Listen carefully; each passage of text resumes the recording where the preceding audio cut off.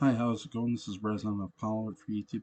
Back to continue my read-alongs for To Benight and Beguile, written by John Philip Betancourt, Book 5, Chapter 4, Stepping Stones to Hell.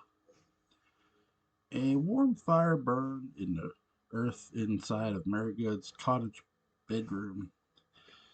She sat at a small dressing table near a shuttered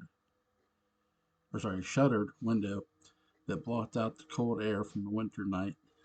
Outside, she knew Sebastian was out this night, searching for for his next meal in the woods.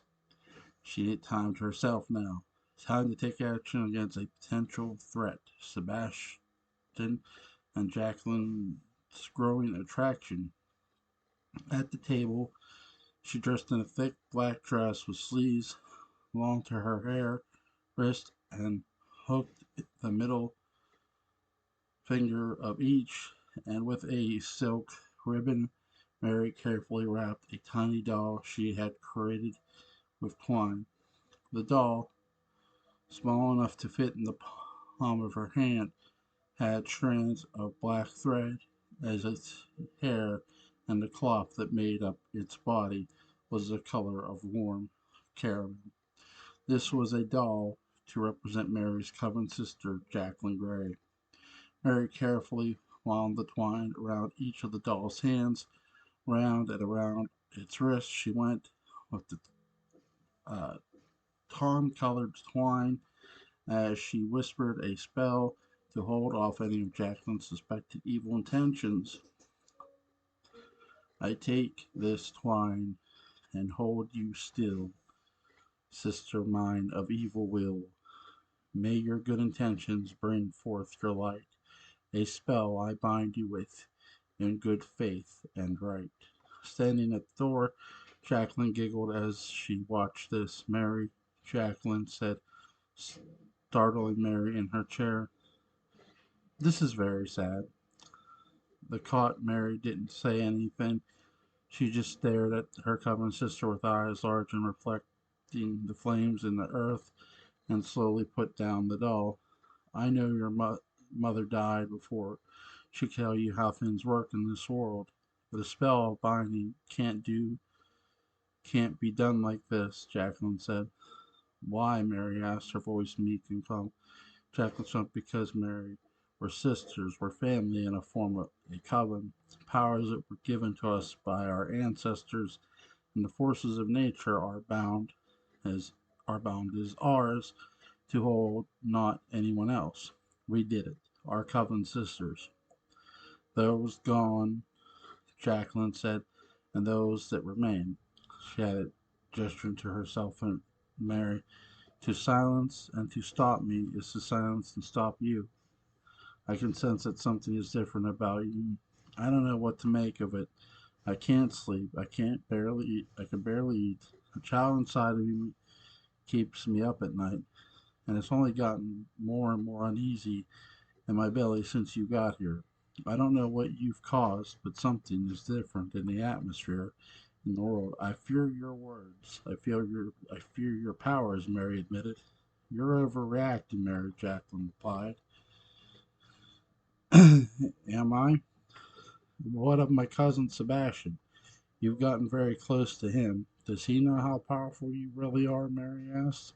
Sebastian and I, or Jacqueline paused, were going to last forever, for all time.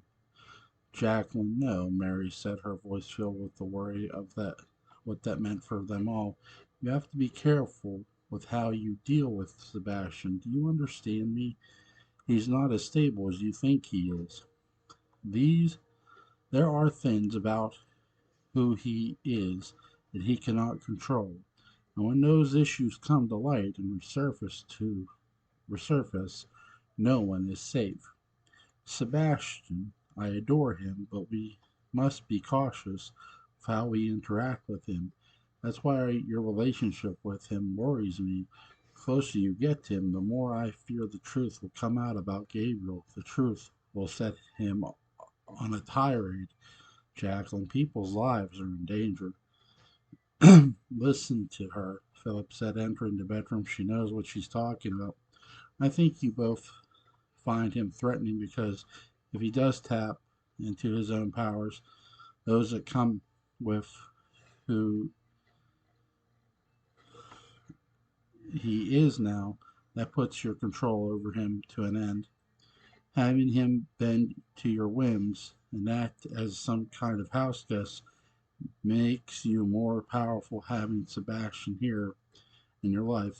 What does it matter to you? Let him be. Let him do what he can when he wants to do it.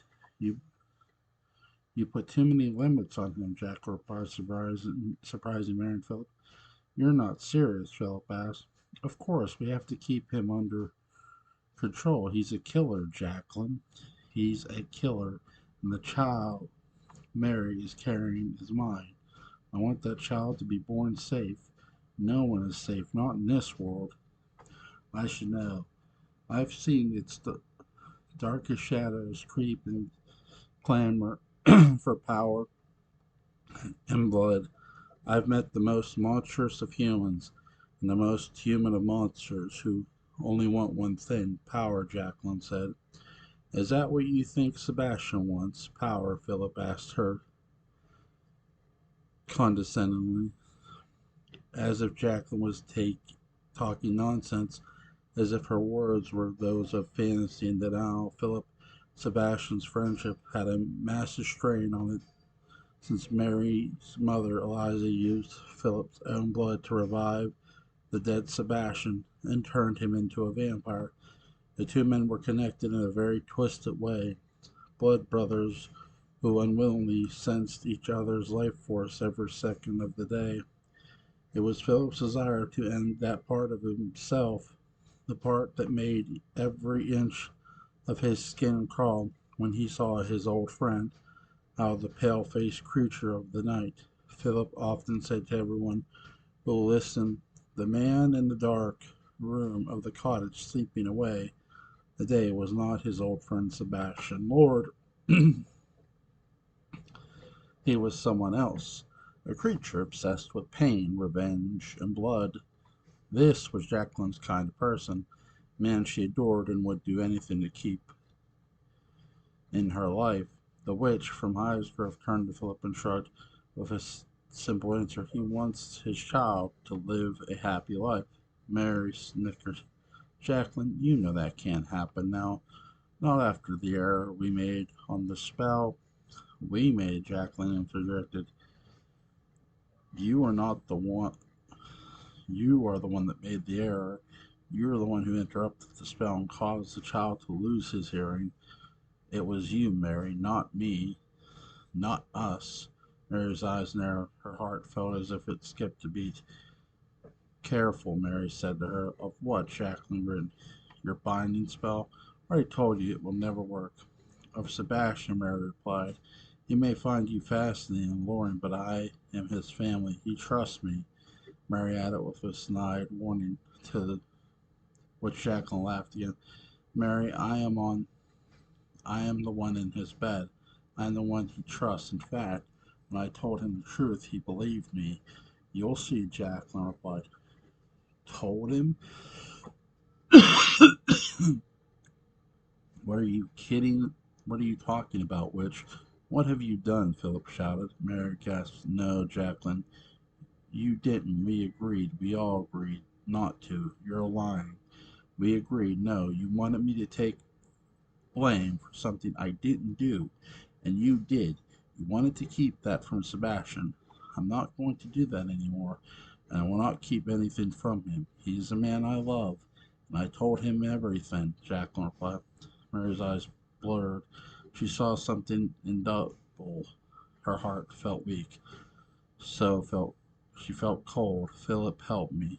The pregnant Mary stammered to her partner Philip. She began to fall, and he caught her in his arms. She had fainted mid-step at the shocking news. The Sebastian now knew the truth about his child Gabriel's sudden loss of hearing and what caused it, a spell gone wrong. You bitch, Philip said, holding Mary in his arms as she was Quickly beginning to regain consciousness, Jacqueline lifted a brow and took a breath. I could not be the one blamed. I had to look out for myself. Jacqueline, Mary said, her mind fogging. Shh, just breathe, love, just breathe, Philip told Mary as he walked her over to the bed to lay her down. Jacqueline poured Mary a glass of water from a porcelain pitcher on a small side table near the large dressing table where Mary was, binding the small voodoo doll of Jacqueline. She walked over and handed it to Philip. She'll be all right, Jacqueline said as Philip snatched a glass of water from her hand. Leave now, he growled, his voice like a wild animal, snoring and timing his treacherous pounce on his prey. It had to be done, Philip. The truth had to come out, and I had to make sure that it was done correctly, Jacqueline said. At what cost? Our lives? Sebastian will kill us, Philip said, standing up and empty glass with now empty glass of water. Mary's sitting up in bed now, holding her baby belly. You don't know what you've done, Mary said in a tiny voice. Jacqueline looked at Philip and looked at Mary. She reached for the bedroom doorknob and said one final thing to Mary's last words. I've done what was right. Philip snorted again. What was right for you? Without replying, Jacqueline left the room, knowing full well Philip was right. Her actions, dangerous and one-sided, were stepping stones to what Jacqueline really wanted. A life of love with Sebastian, where he dotted on only her, trusted only her, cared for only her, and anyone else was in his crosshairs. Mary reached for Philip's hand and pulled him close to her. What do we do? She asked. Philip did not know how to reply. He squeezed her hand and did not say anything, only kissed her on the head, hoping it was not lost. The vampire would surely come this night, and hell would break loose. In the forest that made up Good Island, Sebastian Lord watched as it calmed doe searched the frozen ground for any type of nourishment. The doe nibbled at small blades of grass that had survived and pushed up through the frost of the early winter storm that came over the northeast. A very sensitive animal, the doe did not sense Sebastian, whose powers of supernatural origin made it hard for her to feel him. She was as good as dead, and his hunger was wild. A fog flooded over the ground like water from a broken dam. Cold air, colder than it was just seconds before, fell over the doe. The muscles in her back clenched. She lifted her head from the ground and now sensing something, but seeing nothing. Feeling safe, she lowered her head again to feed, and out of the shadow Sebastian lunged and attacked the doe, his mouth ripping at her throat. She did not live long after that. The white stone ground quickly soaked with the doe's fresh warm blood from the doe's throat. Sebastian's anger and fury was on a different level. It filled his hunger that he never felt before. He could attack 100 deer and never feel satisfied. He was hungry, and what Jacqueline had told him, he was hurt and broken from the reality that the son he saved from Rebecca was now rendered death by a spell gone wrong by two witches he trusted and loved. As he fed from the throat of the doe, howling in the distance, came closer and closer to the blood-soaked snow of Sebastian's killing zone. Wolves. They were hungry too. The few packs of wolves that remained on Good Island joined together to make one large pack in hopes together they could get meals. Sebastian often left the remains of his rabbits, deer, and fowl for them. to fight over, but Sebastian was a meteor score that they snarled at him from the shadows of the thickets, the howl and growled unseen to his eye. His anger was so brutal and potent that he'd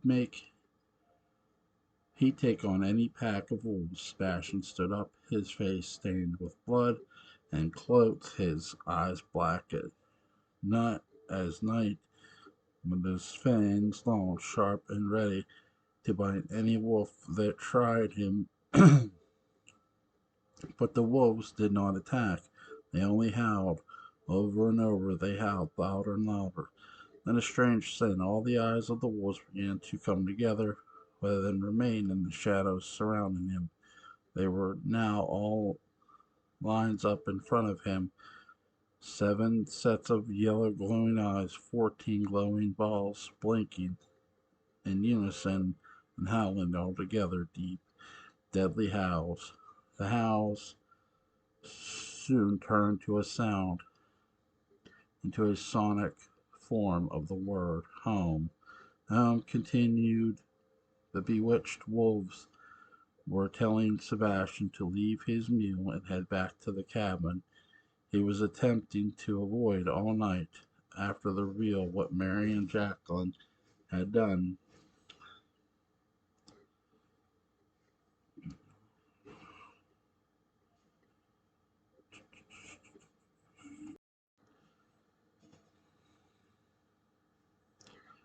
The wolves kept howling. Word home kept getting louder and louder, and finally Sebastian's face softened, his eyes turned to normal. His fangs retracted.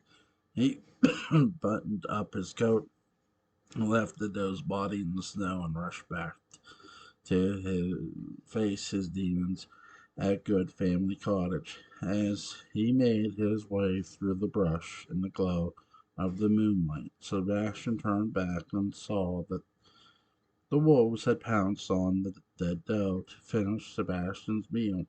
Sebastian stood at the front door to Good Family Cabin. Small puffs of breath came from his nose in the cold air, slow and measured. He was there with stains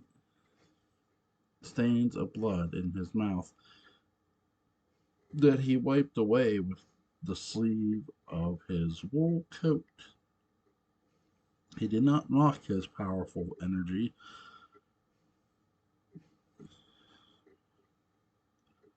He did not knock. Sorry, his powerful energy was enough for Mary to feel and open the door to him without even speaking his name. There they stood, cousin facing cousin, both hurt and heartbroken over years and years of betrayal, mostly on the same side. But this time there was a sense on both of their parts they were now enemies. Mary stepped aside with the doorknob still in her hand. Come in, he passed her, his powerful energy crossing Mary as she'd been standing next to a roaring freight train. There should be no talking. I should just rip your throat open right now, Sebastian growled. You have to get through me first, Philip said entering the room. Both of you make me sick. You, Sebastian, staring at Mary, betrayed me. You lied to me. I begged for your help to keep my son safe, and instead you do something horrible to him. Sebastian, you don't understand. Mary began before the vampire interrupted. And you, Sebastian said, turning to Philip, one of my best friends since we were children. And you never ever thought that I should know the truth? This is my son we're talking about. I was friends with Sebastian Lord. I don't know who you are. You've never shown me that you are the same man I knew when we were boys. The day you were shot at your wedding was the day that the Sebastian I knew died. This shell of a man, this thing that consumes animals in the forest in the dead of night, this creature that forms at the mouth sorry, foams at the mouth at the sight of blood, and threatens a woman who is bearing a child. My child. That's not Sebastian Lord. That's a monster, Philip replied. And so, if this had happened to the child Mary is carrying, how would you feel, Philip?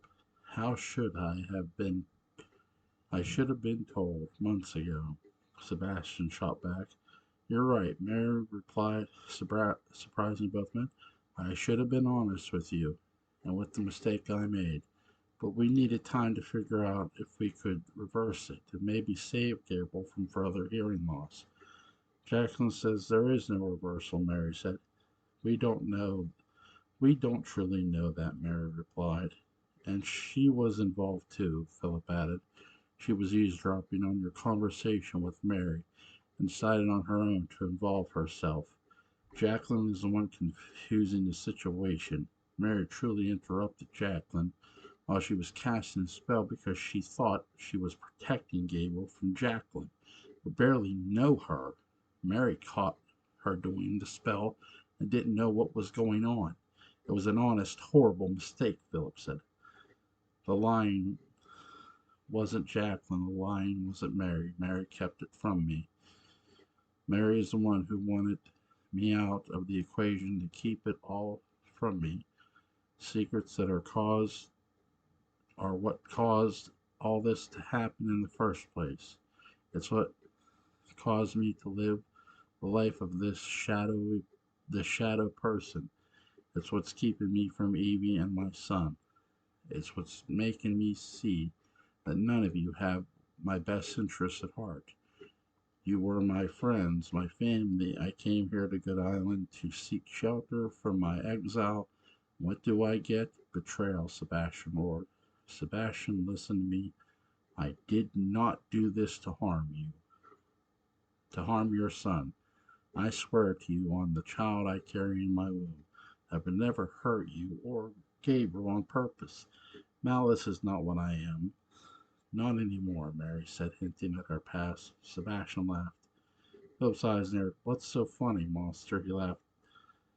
He asked defensively. You don't see the irony. Woman standing in here in front of us who stands accused of causing my child to lose his hearing because inept a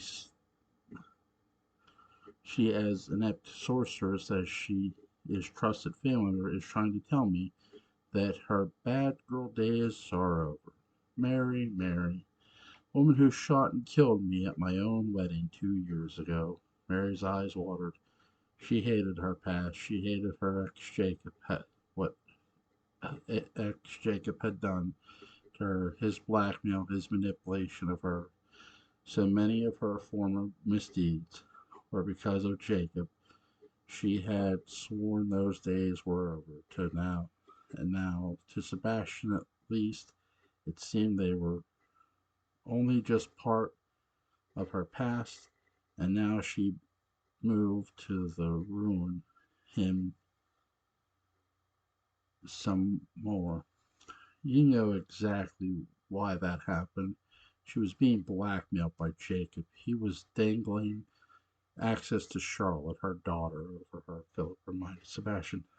So she committed murder, and and now that I'm this, Sebastian said, lifting hands to his pale and professed she does something worse.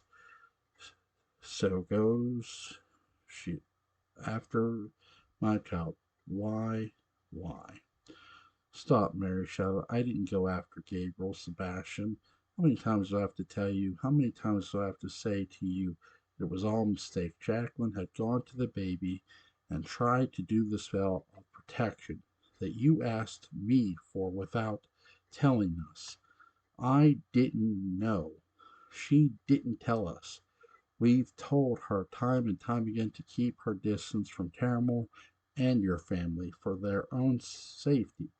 And what happened with Caspian? None of us need to put ourselves near that house. But she won't. She does what she wants, Mary explained.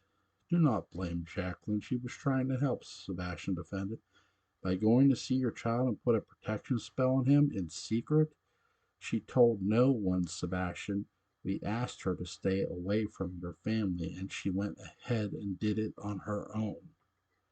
Doesn't that seem strange to you?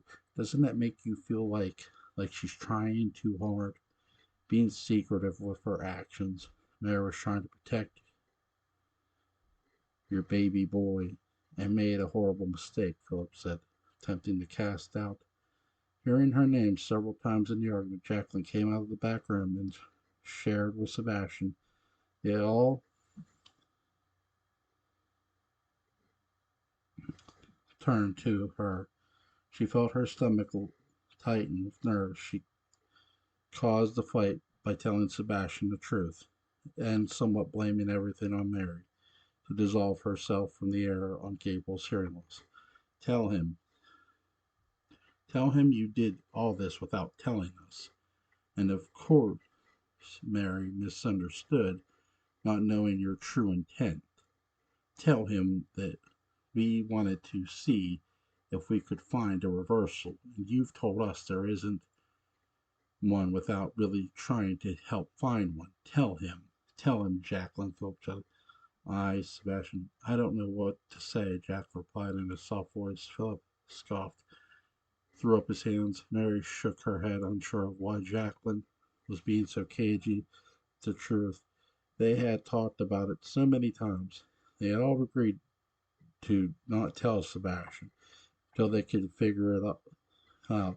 But nothing Jacqueline did, none of that. She went ahead and revealed the truth, like a Pandora's box of secrets that spilled out into the air, and no one could put them back. Sebastian lifted a brow and flew past Jacqueline, who slinked into a corner of the room. Mary and Philip came together. He held her tightly as she felt her whole world crumble in her hands. She wanted to keep her family safe from harm and evil. She felt that Jacqueline was somehow doing the opposite to that. Jacqueline seemed to be bringing more of that into the house, none of that unstable energy into their lives. And for what? She didn't need to do it. She didn't have any real reason to tell Sebastian unless it was to gain more points with him, to keep him close, to keep him in her own clutches and away from Marion Phillips' influence. Jacqueline wanted Sebastian all to herself, and exposing the truth about Gabriel and pinning everything on Mary, trying to keep Sebastian out of the loop, made it seem like they were conspiring against Sebastian, and Sebastian bought it hook, line, and sinker. Sebastian came back from the back room with a hasty, packed bag. I'll never return here. You can feel free of me, Sebastian said. What? Where are you going? It's almost dawn, Mary replied. I'll be where I want to be. I'll be where no one needs to use me for their own gains, he said. No one is using you, Philip shouted, back in frustration with Sebastian's inability to see what was really going on. Having me here protects you all. I see it. But at the same time, I'm a curse to this house and everything I do drives a deeper debt for all of us, for the universe, that at some point will come calling for payment, and there is no way in hell I will be what you used to pay those debts, Sebastian said. You're paranoid, Philip shot back. Don't go, it's dangerous. Do not look for me, Sebastian said as he stormed out of the cabin. Jacqueline, her heart in her throat, saw the man she loved leave her in the cabin with two people who became her enemies. She quickly ran over to the door and grabbed her coat that was hanging on the wall went after Sebastian. Mary and Philip followed her to the front door and watched her run down the snowy path after him, begging him to stop. Jacqueline's voice echoed in the canopy of the forest trees. Minutes later, she finally caught up to him and walked the rest of the way to the small boat at the shore that would take them back to Welshport Island. Back at the cabin, Philip pulled Mary close to him, warming her arms with the big hands. Let them go, he said. What do we do now? Mary wondered. Like I said, Philip said as he slammed the door on the outside, we have our child to watch for. Leave Jacqueline and Sebastian to their own misery. He'll see her treachery soon enough. Mary buried her face in Philip's chest and cried. She felt terrible about it all went down. She felt terrible that her own cousin would think so badly of her. No matter what their past was, she had turned a new leaf. She had changed her life to help others. And yet the lies told about were cloaked that could not that he could not tell the truth from fable. Jacqueline, on the other hand, had gotten so far what she wanted, Sebastian. The next morning, at a sparsely attended midweek mass at St. Catherine's Church, Evie and Celeste sat up front with their two little boys. Evie, dressed in a pale blue dress and matching coat, with silver buttons going down from her elbow to her wrist, and Celeste almost matching in their own sky blue gown that went back up to her neck with a hint of lace peeking out. They were there just as they always were, in this midweek mass representing the Lord family, that donating money every week to keep the church afloat. The Catholic diocese had often attempted to close down the church for lack of funding in the area, but the locals had always pitched in to keep it open, mainly from grants from the lords. This always gave any one of them the front row seats. After Evie, Celeste, and two members of their staff, Jane and Aaron, greeted several of the few people of the village who remained. The villagers were all aglow at the two tiny little Lord heirs, Fabian and Gabriel. Next going spectator was Father Donovan Ryan himself. Spectator, sorry, was Father Donovan Ryan himself, who came out into the nave of the church to meet the lords. It's always good to see the next generation of lords here in God's house. Good morning, he said to the two mothers as the villagers excused themselves. Good morning, Father. Very lovely sermon today. Charlotte says as she held down an energetic Fabian toddler by the shoulders. It really was, Evie said, added. Thank you.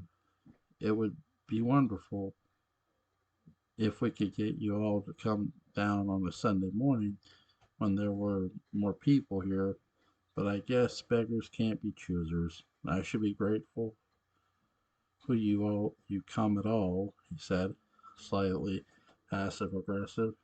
Evie and Celeste looked at each other nervously as Father Ryan bowed and said, excuse himself to see other parishioners, but not this.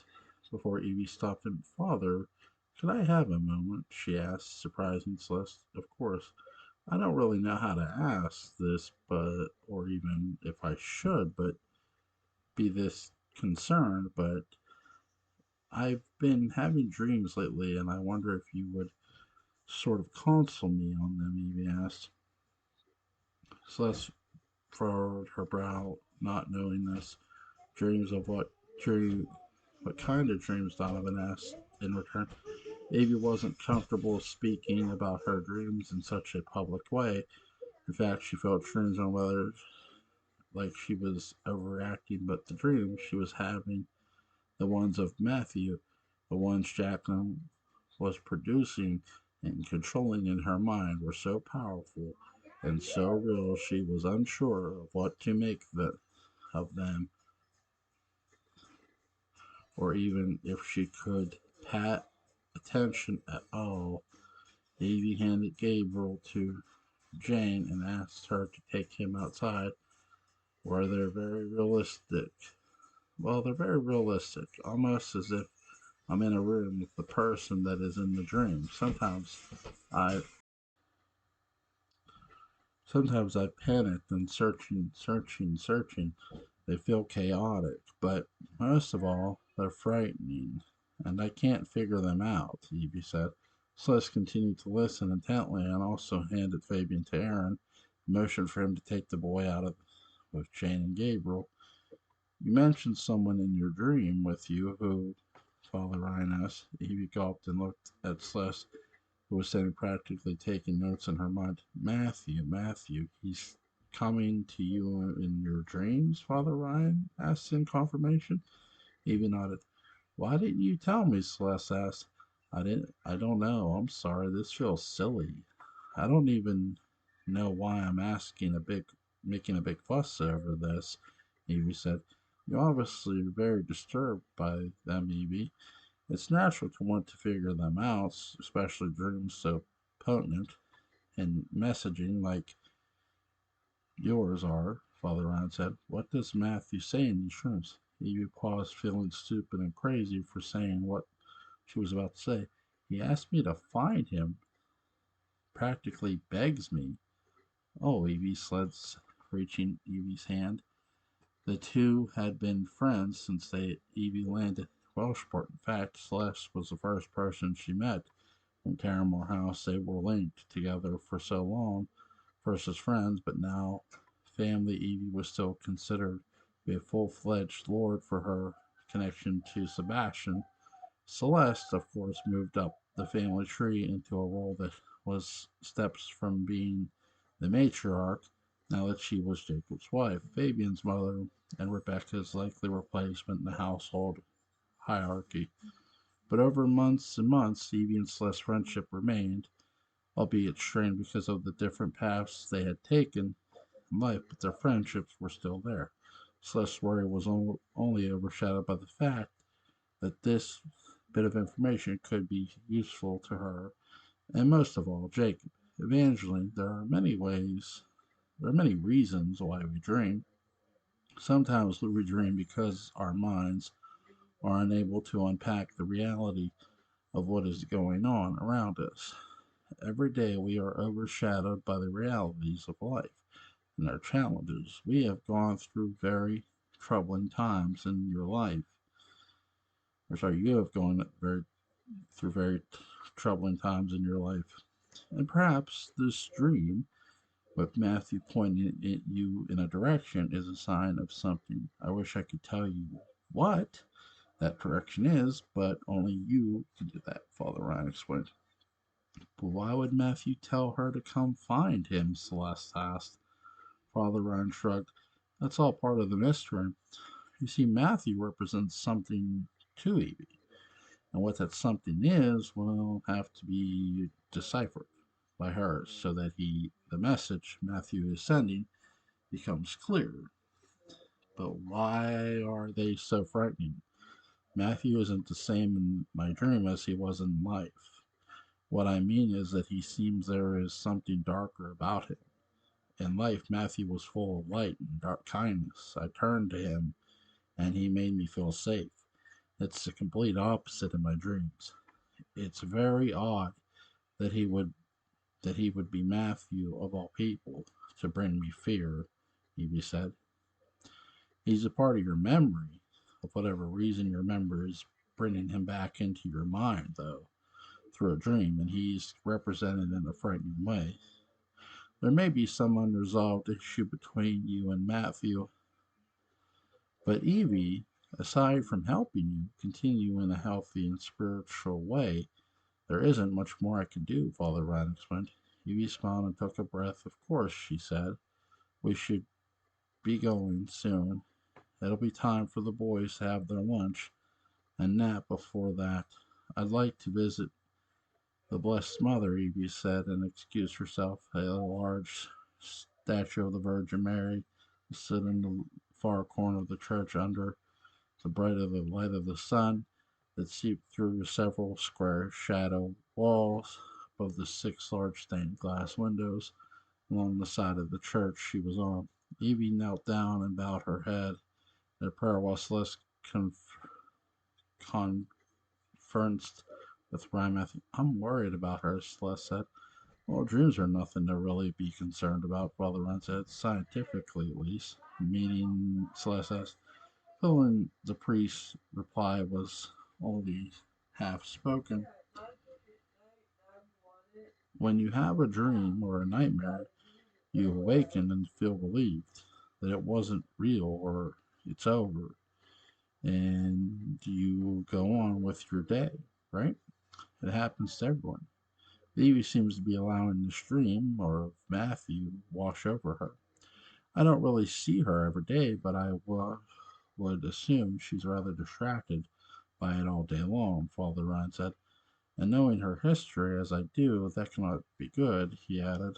Her history, Celeste? Her time at the hospital on the mainland Wincliffe, the sanitarium, replied in a hushed tone, as the two other women entered the church to pray after Mass and passed them as they spoke.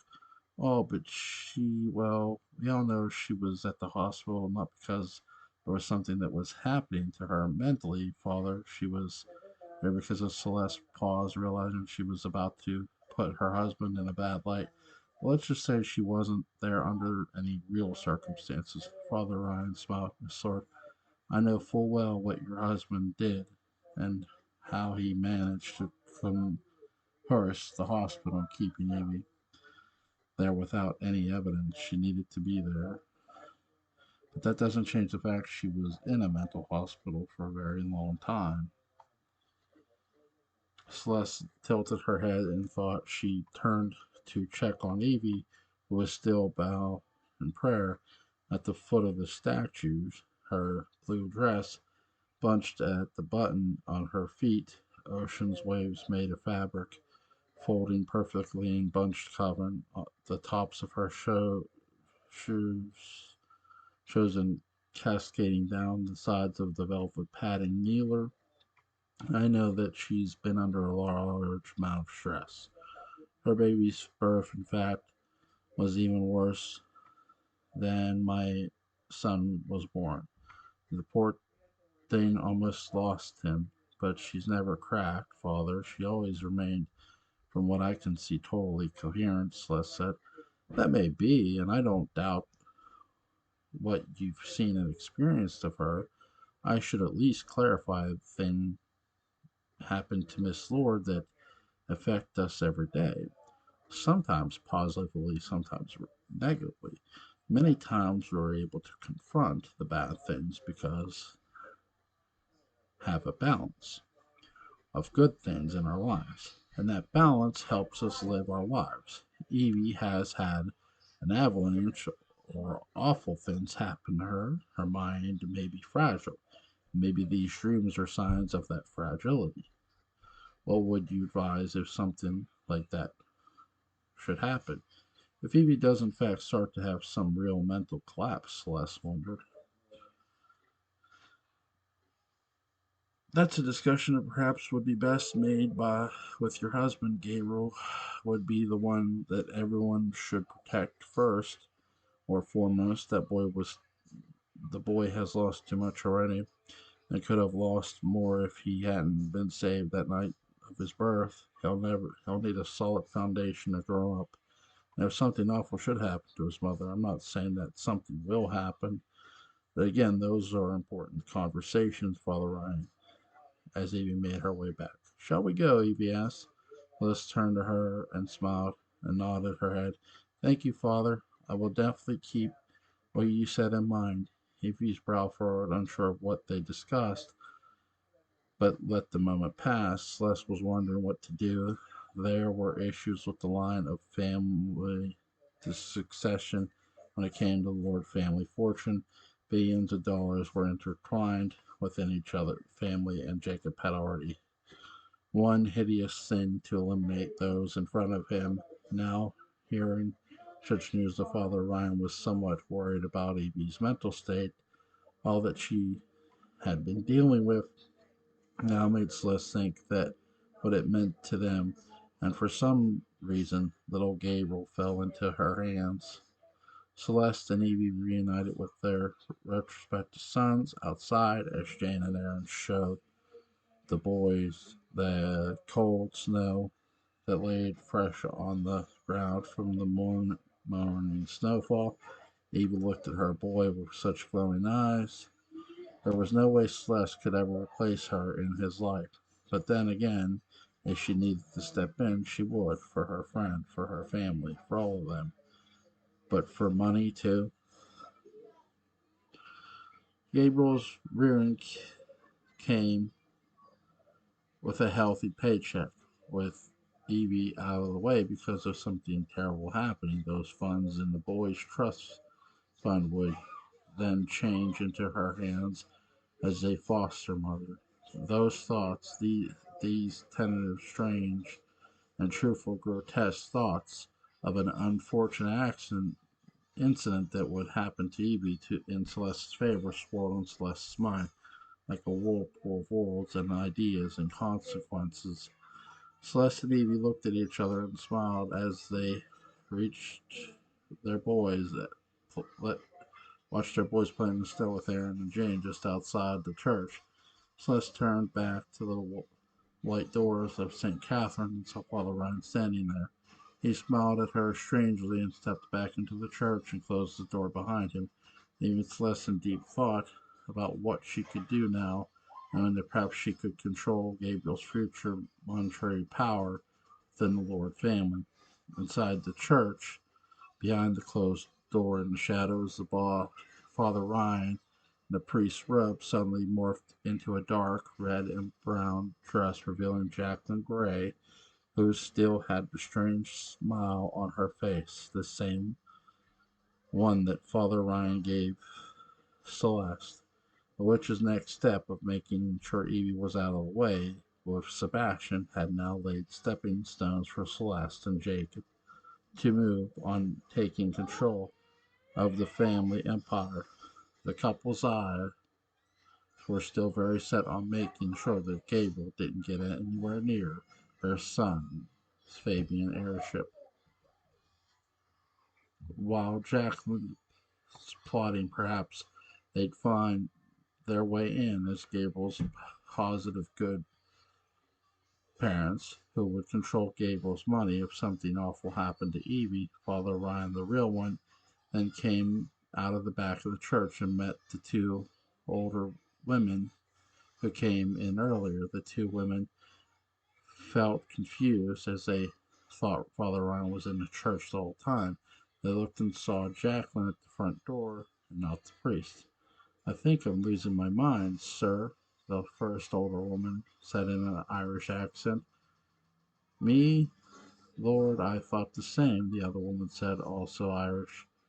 Father Ryan smirked as he was confused but nonetheless happy to meet the ladies, unaware that Jacqueline had impersonated him in a way to convince Celeste of Evie's slowly shattering mind.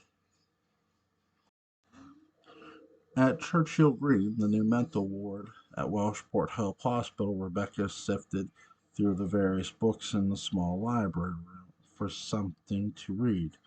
Read Reading had often calmed her mind as a child when she and her older brother had to deal with the turbulence and noise of their parents' marriage. Henry Lockwood, who was Rebecca's elder brother by 6 years, read to her to take away their parents' loud voices in the lower floors of their home. Those arguments, however, seemed to always overshadow Henry's attempts at protecting Rebecca, and ever since she, unlike the rest of the world, could not read a book all the way throughout, there being loud noises all around her. In this respect, the noisy mental ward was a perfect place to read, but as per usual, she was not alone. Cassim was in her presence once more inside the small hospital library. I've asked you to leave me alone.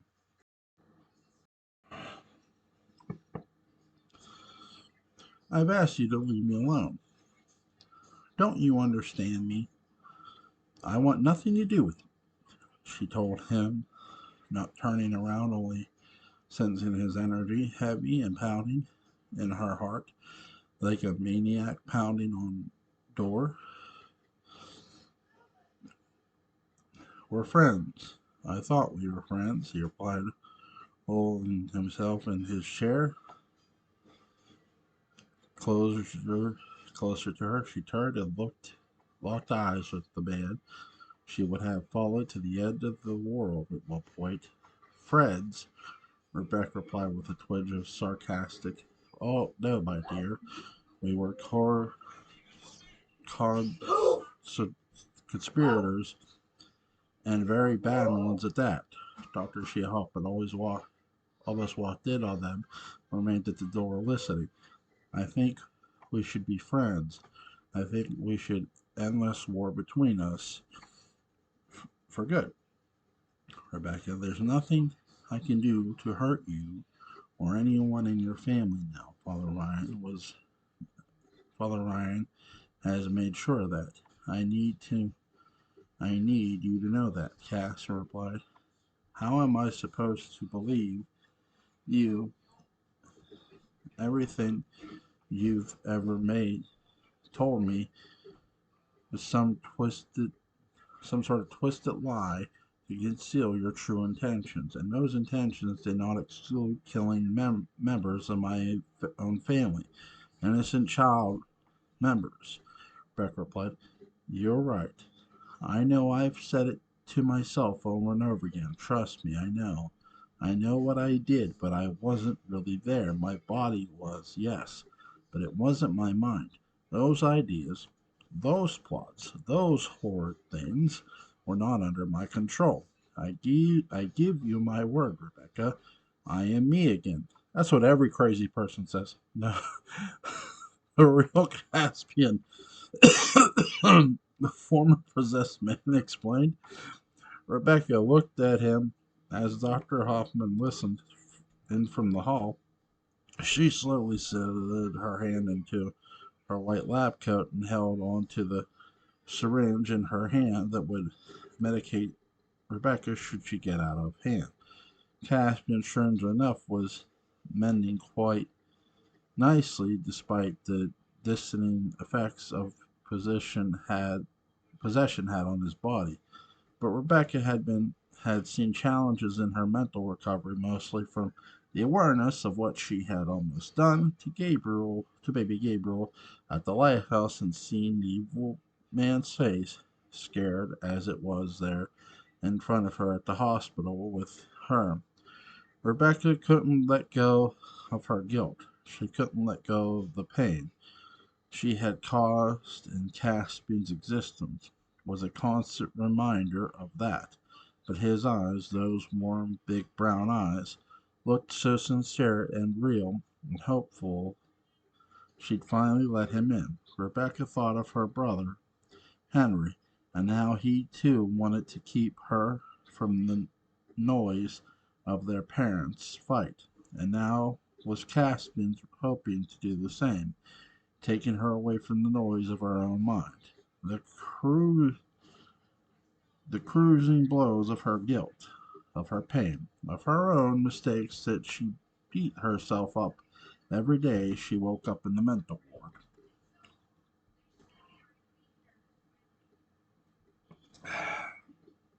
Could his new lease on life back to his real self help her heal if she let him in? My heart tells me to trust you. After all, my whole life has led me, and I never trust a single person. Perhaps it's time to turn a new leaf. There's really nothing else to do for me to do here, Rick said. We could finally turn a new leaf, Caspian chuckled. That would make me the happiest person in the world. You know, for many years before all this, I watched your family from afar, like everyone else who lived in the island. We thought you were all empty vessels, snobs, cold hearted. but I try and remember my time with you under the control of that monster. I see something different, you and your family that cares for each other, even at times it leads to battles. But battles that you are so passionately believe in, Caspian confided. We are often at odds. But yes, as you stated, it's for the good of our family. We have all wishes and hopes for the way our future as a whole goes. But not everyone can be on the same page, she said, sitting next to him in an empty chair, their eyes now on the same level. Passion, Caspian said to her as he reached for her hand so elegantly placed on the chair's armrest. That's what I see in you.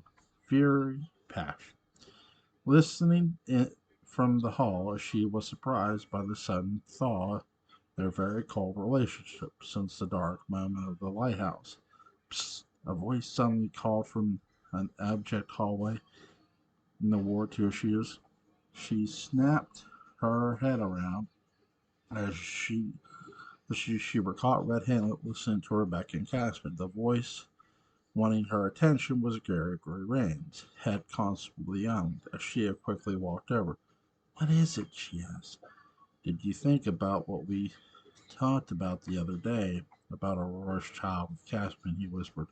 She rolled her eyes and pulled Gregory into an empty room down the hallway from the library. She walked over and pulled back the long olive green drapes, allowing the bright winter sunlight to filter in. She took a breath and placed her hands inside her lab coat. Her left hand feeling the cold glass of the syringe filled with the sedative meant for Rebecca. I did. I did think about it. And you've really given me no choice. Yes, I'll help. She had told her old friend. Gregory smiled ear to ear. Ashia, thank you. Thank you. Taking this child from her will not only save her, but it will save the child from a lifetime of God knows what. The child deserves a happy home from a family that doesn't know its history and where it came to be born, Gregory reminded Ashia. Ashia nodded her head. When she goes into labor, we'll take care of what we have to. I can make sure that it is safely placed unconscious while she gives birth towards the end of the labor, and when the child is born, we'll conceal it. And when Aurora awakens, we will tell her that the baby did not make it to birth, to breath. Fine, fine, Berger said. Then you'll take the child with you and find it a home. She again slowly nodded her head. Then she had an idea. Come with her. Come with me. The two, the two left the bright small room near the library and together made their way down the long white corridors of Churchill Green. The walls were freshly painted white and with the sunlight entered in from the open rooms that ran along the halls. It was as if you were walking into the gates of heaven. The bright light would enter and reflect all over the white-washed walls and back in your eyes, almost as if you were looking directly into the sun. The fresh, clean smell was apparent in the same way. The brand new ward was a perfect place for those mentally affected to come, recuperate, and hopefully go back to their homes and refreshed and redefined. It was Dr. Peter Ward's hopes for this refurbished place to be a healing place of the mind, like its main hospital was for the entire body, and so Dr. Ashia Hoffman and Dr. Nick Jordan were stationed. They knew exactly where to find things. Ashia led Gregory into the medicine secure room. It was almost whitewashed and gleaming with light, but these lights were sparkling off the long, slender metal shelves that held what seemed to Gregory as thousands and thousands of vials of medicine. Two nurses huddled in the corner, several paperwork to make sure all fins aligned. Inventory, Ashia whispered to Gregory, who was confused. Can we help you, Dr. Hoffman? One nurse asked. I'm looking for all here. It is. I'm going to take this to a patient, Ashia said, grabbing a clear glass vial. Oh, but we'll need to take it off the inventory. Can we please see the label? The other nurse insisted. I'll take care of it later, don't worry, Shia said. The nurse, uneasy of the idea of something leaving the storeroom without their marking it out, compelled the other shot each other looks. As Shia took Gregory again into a private room just off the storeroom, this one with no windows, it was gloomy and smelled of fresh paint and dust. Give this to her. It's a medication that doctors have recently found will induce her labor. It's an early stage, but so far there's been trial proof that in difficult pregnancies it has helped mother begin labor effectively rather than wait for the body to begin the process, as she said. Why would we want her to be induced? Gregory said, looking at the label marked oxy- oxytocin. Oxycontin? Because we want her to feel like it's too soon. It'll give us cover and allow for a more convincing story as the way the child didn't make it, she explained. How do I administer it? Gregory asked, as she gulped. You have to inject it, she said. Gregory nervously nodded. I'll give you a hypodermic needle and you'll inject it into her. She won't feel a thing. Do it while she sleeps, she explained. And it won't hurt her, he asked. No, Dr. Hoffman said, her heart pounding and her chest nervously. Gregory was ready. He'll do it in the next few days. She agreed to be ready, and together they'd walk to her office where she'd give him two empty needles to take and use it if needed. The plan was set in motion, and hopefully it'd all work out without leading to disaster. Knock on wood.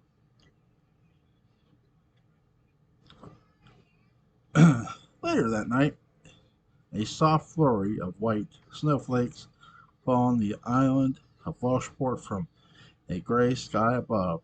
No moonlight could have been, as the gray fluffs of cloud covered a creamy light and set the sky into a deep purple haze as the dew sprinkled the land below. Deep in the Terramore forest, the windows of the mansion of the same name owned by the Lord family were aglow in the light of the fireplaces and gas lamps. In a cozy bedroom on the third floor of the mansion, lit with the dying red embers, was a sleeping baby of Sebastian and Evie. Little Gabriel slept peacefully in his crib. He had been left there by Jane O'Donnell, the housekeeper, while the family had dinner and after retired to a sitting room where they'd all discuss their days. Gabriel's sturdy little body breathed heavily in his bed under his pale blue blankets that matched the blue of the walls and slightly off color, of course, of the elephants. They were painted within thick stripes of an even larger shade of blue. Everything in the room was some sort of blue. Watching quite carefully in the shadows of the room, attempting not to be noticed by any staff of the house members of the family, was Sebastian Lord, whose heart was broken into 1,000 pieces when he heard the news of the baby's loss of hearing. He watched his son so beautiful and perfect, was he so pink his cheeks, so red and plump his lips. His little hands were lifted above his head, with tiny round fingers rolled over his palms, making tiny little fists. Gabriel's adorable little button nose that had the tiniest little drip of mucus dangling from the tiniest perfect nostril. A perfectly round mole dotted the right corner of the boy's lip. Sebastian wondered if he'd grow, how would the shape of that mole when it was older? Could he sense his father there watching protectively? Sebastian had so many questions, and all he wanted to do was to pick his own up and hold him, beg for forgiveness. Sebastian walked over to the shadowy corner in which he stood. He looked down at the baby boy and began to reach for him and hold him to his sleep. Stop right there. Sebastian looked up and caught and saw his uncle Jacob standing with a cigarette in one hand and a glass brandy in the other. He was dressed for after dinner drinks with the family. Sebastian recognized the style of the jacket and, of course, knew the time this was happened, which is why he chose to visit Gabriel. I just wanted to hold him, Sebastian said. No, Jacob replied. You cannot be seen here, Jacob said. I want to be with my son.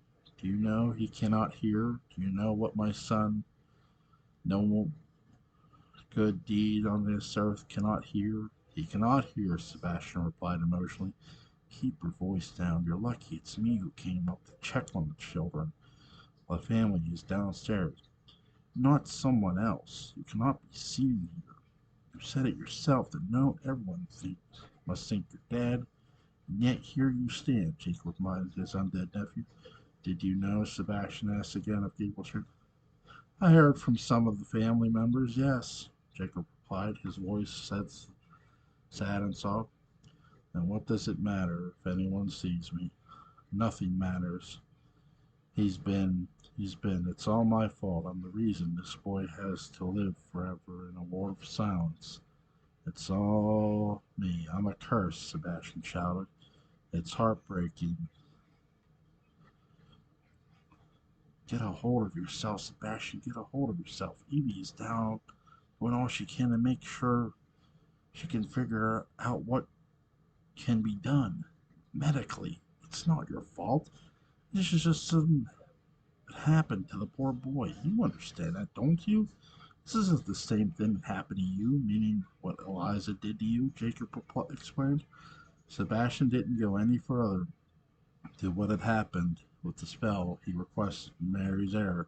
I'll never forgive myself, Sebastian whispered. Listen to me, Sebastian. You need to get out of here. Am I clear? You need to leave now. It cannot be known you're alive. Go now. I'll keep you posted. What happens with Gabriel's progress? Jacob said. I want to take my son, Sebastian said, his voice now cold and clear, almost like the sound of a bell of a solemn. What? Jacob asked in shock. You can't take the boy. Are you mad? He's mine, and I want to take him. He'll be better off with me, with Phoebe. She'll just subject him to medications and treatment that will never work, Sebastian said as he began to reach for the baby. Stunned, Jacob quietly tossed his cigarette into the brandy and plopped the glass on the side table and lunged at Sebastian, whose face snapped. Jacob revealed the vampire's cold stare. His teeth were out, sharp and ready to bite. Not not touch the boy, Jacob said, his hands tightly gripping Sebastian's arm. Sebastian, his fury bubbling up from the pain he had caused over the years, and now the awful pain of the part of Gabriel's hearing. Issues hissed at his uncle, ripped Jacob's clammed hands off from his wrists. I'll do what I want, Sebastian growled. Jacob yanked at Sebastian's hands. Again, the vampire's full body spun around, and Jacob pushed at Sebastian's chest to move him away from the crib and closer to the window. Then Jacob put himself between the crib and Sebastian. Uncle, step away and let me do this, Sebastian said, his eyes black and his night is reflecting dying fire in the earth. You do not know what you're talking about. You're being reckless, man. Stop this. Go on with your life. But you said you would leave this poor boy with his mother alone. They do not deserve to deal with what you've become. My God, look at you. Look at what you're willing to do. Kidnap your own child and take him into the middle of the night, in the cold night. And for what, son? For what? Go, Jacob said.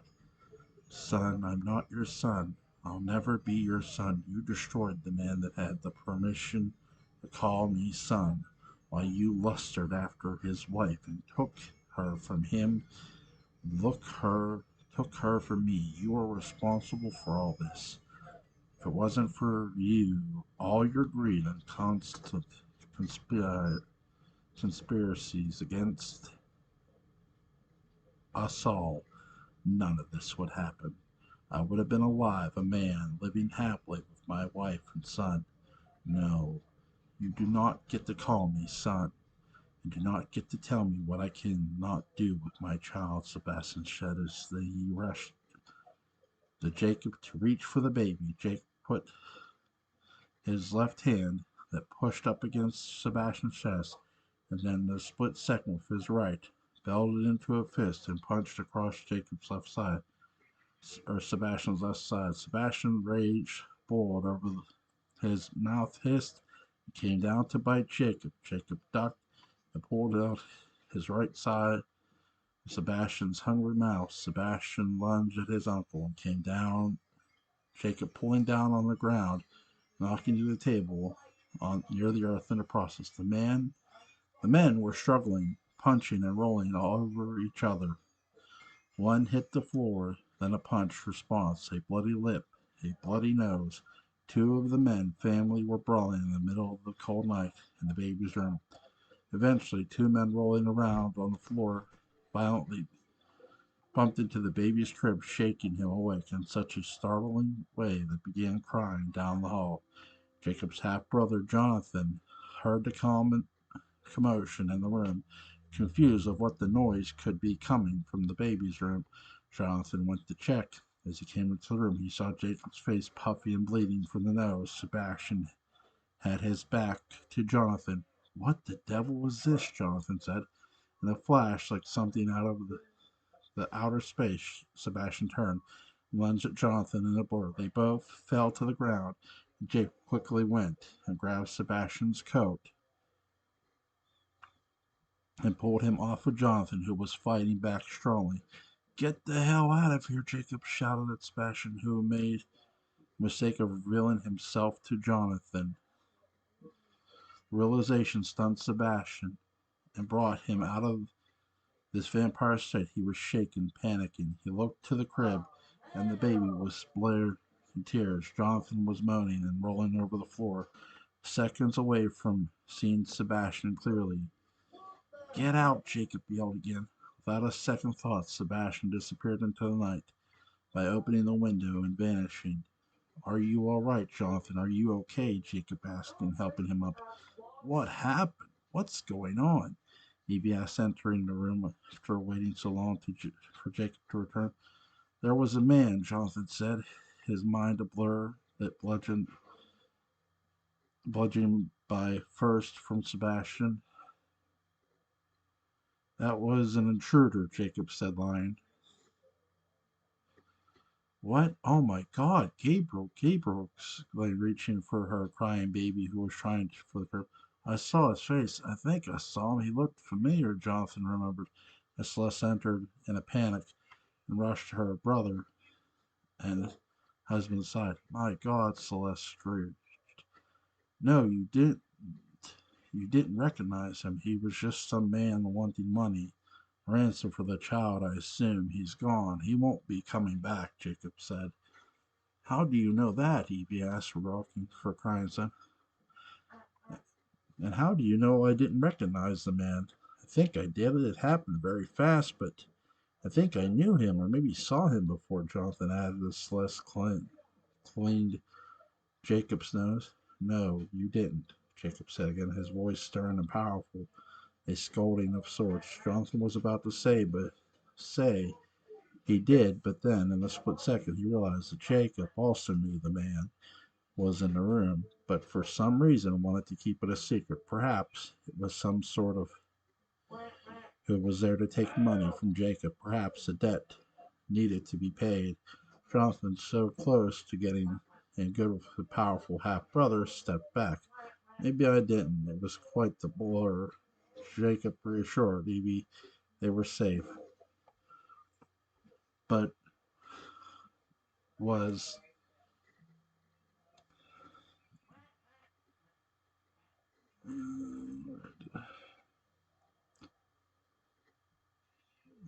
but was inconsolable, her heart pounding her chest. She insisted to call. They called Gregory Rains. She insisted on taking the boy into her own room. She insisted on making sure the house was secure. Jacob knew, but did it? But did as she asked. Sebastian was gone, but now there was a crack in the secret of him being alive. If Jonathan put two and two together, there would be a kink in the armor for the Lord family's iron front. Sebastian being alive had to be kept quiet, or else the entire plan of taking over the Lord family's entire empire would crumble until Jacob's rule. Something could not and would not accept the power struggle was now intensified. Sebastian needed to stay dead for good. All right, guys, that's the read along. Um, so it's interesting. Celeste is a little like turning more and more evil, though Jacqueline is like planting seeds. I do think that I'm going to make a prediction. I think Sebastian is going to kill some people. I don't. I'm going to say three. I'm not going to say which three. I'm not going to drop names because I don't want to be any more wrong than what I am. That's just my opinion. I could be wrong. Uh, link to Benight Beguile is going to be in the description box. Go check it out. Really, really good